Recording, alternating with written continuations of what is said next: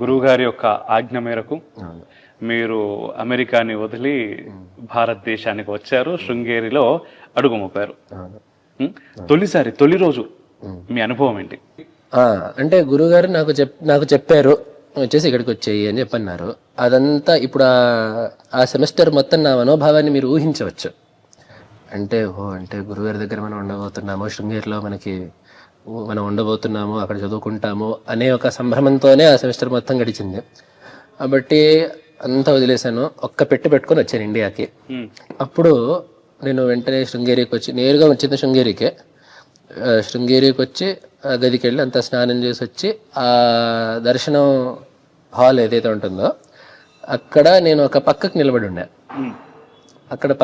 ఉన్నా నేను. అంటే ఏమనాలో తెలియదు. గురుగారు తమరు అప్పుడు రమ్మన్నారు కదా, వచ్చేసాను అంటే బాగుంటుందా బాగుండదు, ఎట్లా అప్రోచ్ అవ్వాలి ఇప్పుడు సిచ్యువేషన్ అనేది ఆలోచిస్తూ ఉన్నా. ఇప్పుడు ఏం చేయమంటారు అని.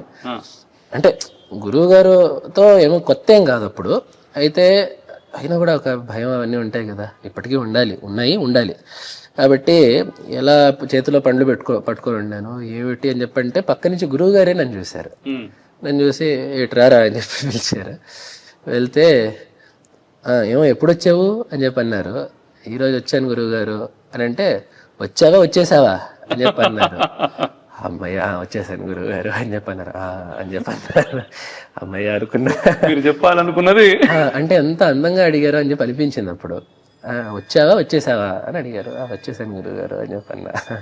కాబట్టి అదట్లా తర్వాత అక్కడ వారి దగ్గర చెప్పి అప్పుడు వెళ్ళి శ్రీకాకుళంలో ఒక శతావధానం, మంగళగిరిలో ఒక అవధానం చేసుకొని అప్పుడు ఇంకా పూర్తిగా ఇంకా బయటికి వెళ్ళను అనుకొని అప్పుడు శృంగేరికి